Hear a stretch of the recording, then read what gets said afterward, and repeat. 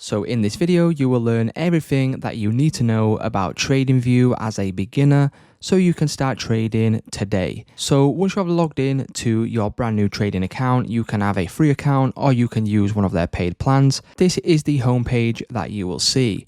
Now you will see different assets on your homepage, but this is not something that you will look at very often. Now what we can do is go to products at the top and then you can select super charts, which will then open up a chart so you can start your analysis. So once you open a chart, it will look something like this. Now, if you want to change the color of your charts, you can go to the top right hand corner, click on the settings icon, go to symbol, and then you can change the color of your candles. If you want to change the background color, you can simply click on canvas. And then as you can see, you can change the color of the background and things like that. You can also customize the color of the text, color of the lines, etc.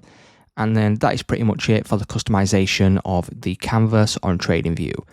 Now, if you want to add any indicators to your chart, if we go to the top left hand corner, click on indicators, you will then be able to search for any indicator that you like. So for example, I will search for a moving average.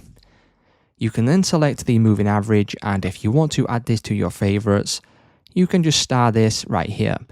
This will then be shown in your favorites, and if you want to add one, you can simply click on the one that you want to add. Now, as you can see, if you want to change the asset that you are trading, at the moment I am on US 500 or the S&P 500. Now, if we want to trade the pound and US dollar, you can simply type it in. So GBP USD, this will then give you all these different ones here, and you can select one from this list. On the right hand side, you will then get your watch list, and if you click on the plus icon, you can simply add one to your watch list. So for example, if I want to add, let's just say I want to add silver, XAGUSD, and then you can then click on the plus icon, which will then add silver to your watch list. You can also put a marker next to the currency pairs or the assets that you are trading for the ones that you are most interested in by clicking on this here, and you can also change the color to categorize them. If you want to save a screenshot, you can go to the top right hand corner, click on the camera icon. You can download the image, you can copy the image, and you can also copy the link. You can open it up in a new tab if you want, and you can also tweet this. Now, if you want to log in and trade directly from TradingView from a broker that does support TradingView, you can go down to the bottom left-hand corner, click on Trading Panel. You will then see a whole list of the different brokers that are available, or you can click on the search bar to search for the broker that you are using. If you see the broker that you are using, you can select on it. You can then click on Connect, which will then redirect you over to your chosen broker where you can then log into your account. Now, once we have connected our broker and you want to trade directly from TradingView, we can go to the bottom left, click on Trade, and here is where you'll then be able to trade. Now, you've got the options here of a market, a limit, or a stop order. If we want to just market order this, we can enter in our units that we want to trade. You can also enter in your take profit and your stop loss if you check both of these, and then you can then simply click on buy. As you can see, I have now entered in a trade, and if we want to exit this trade, you can then click on the X right here and then select close position, or you can also close a partial by entering in the units that you want to close. So if you uncheck this and click on close position, as you can see, the take profit has now been hit, and this is the execution of the trade that I've just taken. If you want to enter into bar replay, if we go to the top left, click on replay, you will then get this blue bar here. You can click anywhere on the chart, any date and any time.